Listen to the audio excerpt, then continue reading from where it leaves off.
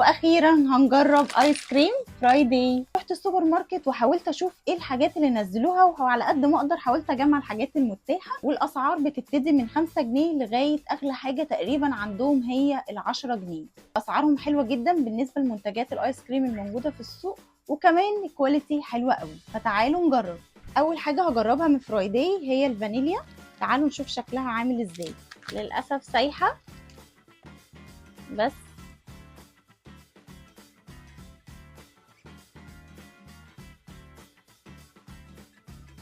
طعم الفانيليا حلو قوي، وطعم الشوكليت اللي عليها مكسرات حلو قوي. تاني حاجه بقى هنجربها هي دبل شوكليت. تعالوا نشوف طعمها ايه. الحمد لله سليمه. عليها مكسرات ولون الشوكليت دارك قوي. تعالوا نشوف طعمها عامل ايه.